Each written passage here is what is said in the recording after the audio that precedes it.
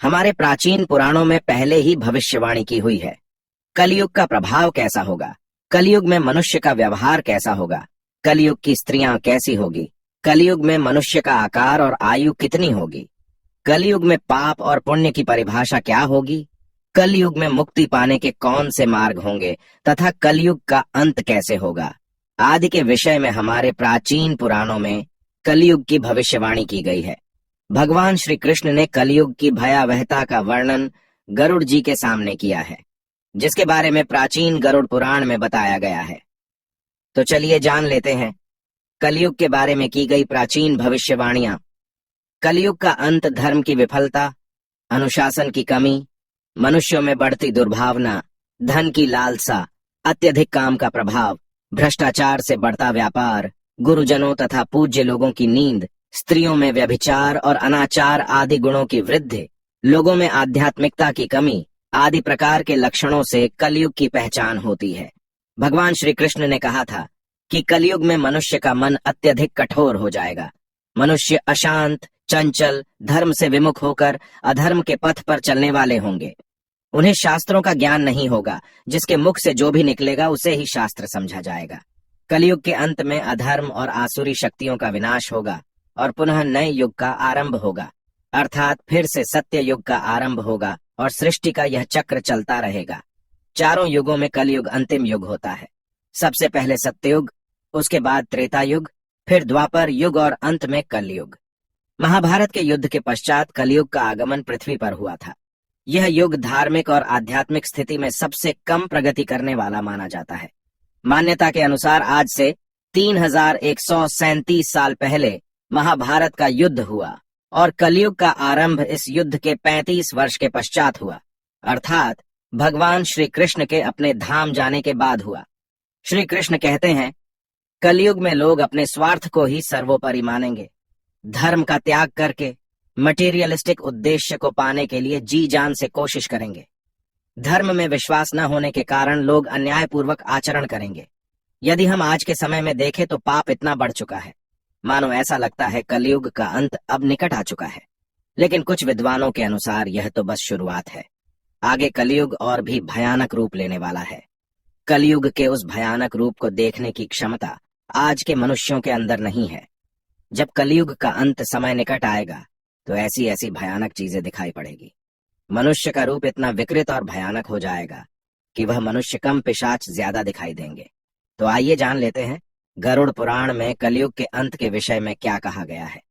गरुड़ पुराण के अनुसार एक बार गरुड़ जी ने भगवान श्री कृष्ण से पूछा, हे प्रभु, चारों युगों में कलयुग को ही सबसे भयंकर और दुख कारक माना गया है। इस कलयुग का अंत कैसे होगा और कलयुग का अंत समय निकट आने पर कौन से संकेत दिखाई देंगे? तब भगवान श्री कृष्ण ने गरुड़ जी को कलयुग के अंत के समय मिलने वाले भयानक संकेतों के बारे में बताया है। जब पृथ्वी पर चारों तरफ ऐसे संकेत दिखाई दे तो मनुष्य को समझ जाना चाहिए कि कलयुग का अंत निकट आ चुका है और अब सृष्टि का अंत प्रलय से होगा। सबसे पहला संकेत, भगवान श्री कृष्ण के अनुसार कलयुग का अंत समय निकट आने पर मनुष्य की आयु घटकर केवल 20 वर्ष ही शेष रह जाएगी। 12 वर्ष की आयु में ही मनुष्य के बाल पक जाएंगे। उनका शरीर अत्यंत कमजोर और सफेद रंग का होगा। कलयुग में स्त्री 8 या 9 वर्ष की आयु में ही संतान को जन्म देगी। कलयुग की औरतें बहुत ही क्षीण और छोटे शरीर वाली लेकिन अधिक भोजन करने वाली मंद भाग्या होगी। कलयुगी स्त्री कम संतान को उत्पन्न करने वाली और अत्यंत क्रोधी स्वभाव की होगी। वह अपनी संतान को दूध भी नहीं पिलाएगी और न ही उसका पालन पोषण करेगी। दूसरा संकेत, भगवान श्री कृष्ण कहते हैं, कलयुग का अंत समय निकट आने पर संसार में पतिव्रता स्त्रियां दिखाई नहीं पड़ेगी। एक ही स्त्री कई पुरुषों से विवाह करेगी। लोग पूजा पाठ, श्राद्ध, अंतिम संस्कार, मुंडन और विवाह आदि प्रकार के कार्य नहीं करेंगे। जल के अभाव के कारण लोग स्नान नहीं करेंगे और अशुद्ध ही रहेंगे। कलयुग के अंत में लोग केवल मांसाहार ही करेंगे और कोई भी सात्विक आहार नहीं करेगा। कलयुग में लोगों के वस्त्र तने हुए और चमकीले होंगे।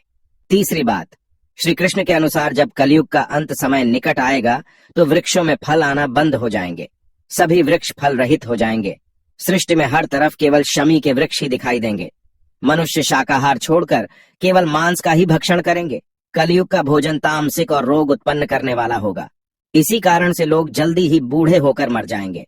कलयुगी मनुष्य गाय की पूजा करना बंद कर देंगे। सभी गाय का मांस खाएंगे। गायों को केवल दूध और मांस के लिए ही पाला जाएगा। चौथी बात, कलयुग का अंत समय निकट आने पर अल्प वृष्टि होगी, अर्थात बहुत ही कम बारिश होगी। खेत अनाज नहीं उगा पाएंगे। धान्य का आकार बहुत ही छोटा होगा और फलों में रस भी उत्पन्न नहीं होगा। मनुष्य भूख और प्यास के कारण ही मरने लगेंगे। मनुष्य को केवल बकरियों का दूध ही प्राप्त होगा।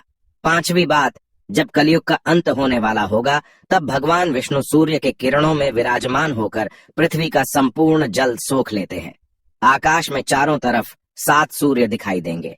इन सभी सूर्यों के प्रभाव से संपूर्ण सृष्टि जलकर खाक हो जाएगी। तत्पश्चात रुद्र रूपी भगवान विष्णु संपूर्ण संसार को दग्ध करके अपने श्वास से मेघों को उत्पन्न करेंगे और ये मेघ भयंकर गर्जना करते हुए अगले 100 वर्षों तक आकाश से जल की वर्षा करेंगे और सृष्टि की उस भयंकर अग्नि को शांत कर देंगे। अग्नि शांत होने पर वे मेघ संपूर्ण जगत को जल में डुबो देते हैं और इस प्रकार से कलयुग का अंत हो जाता है और फिर परमात्मा अपनी इच्छा मात्र से पुनः सृष्टि में जीव की उत्पत्ति करते हैं।